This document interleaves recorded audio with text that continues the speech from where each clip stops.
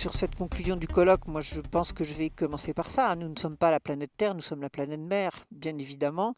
En cela, nous sommes sans doute assez exceptionnels dans l'univers. Il y a sans doute d'autres planètes avec des océans, mais pour l'instant, on ne sait pas très bien où elles sont et elles sont sans doute extrêmement loin. L'océan, c'est pas seulement qu'il occupe les 2 tiers de la surface, il occupe aussi 90% de la biosphère, c'est-à-dire 90% de l'endroit où il y a de la vie sur Terre.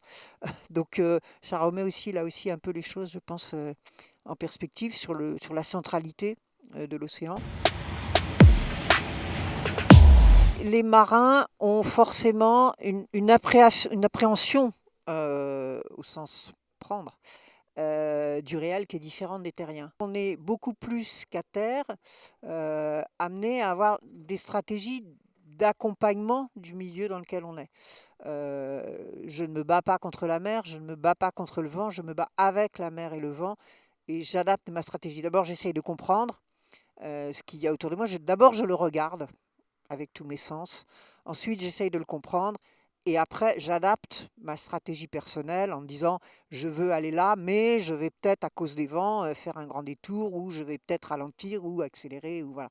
Du coup, ça donne aussi beaucoup de puissance et de portée euh, au fait que je suis un être humain. Les Homo sapiens à Terre se pensent possesseurs et dominateurs de la nature, organisateurs, réparateurs, comme si, voilà, et finalement chosifient totalement l'ensemble du vivant. On a modifié l'ensemble de la planète Terre, le sol, le sous-sol, l'océan, l'atmosphère, la haute atmosphère, le vivant bien sûr, et on se rend compte aujourd'hui de la limite de cette pensée, puisque on commence à voir les premiers retours relativement négatifs pour nous.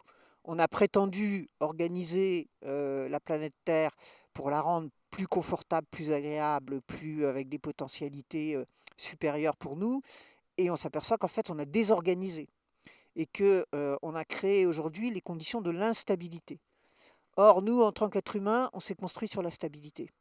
Donc c'est vrai que moi j'en appelle à avoir un esprit maritime peut-être, et donc voilà, de se replacer comme une part du tout, une part de la planète, et pas d'avoir cette espèce de regard extérieur qu'on a aujourd'hui. Donc c'est une vraie révolution de la pensée. L'humanisme, comme son nom l'indique, c'est une invention des humains.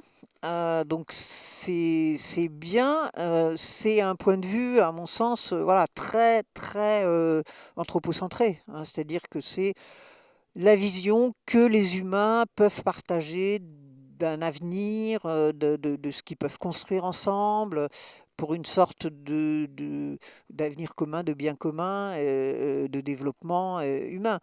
Donc je crois qu'aujourd'hui, l'humanisme, il faut aussi qu'il se questionne sur le reste de la planète, voilà, un des questionnements aujourd'hui serait sûrement celui-là.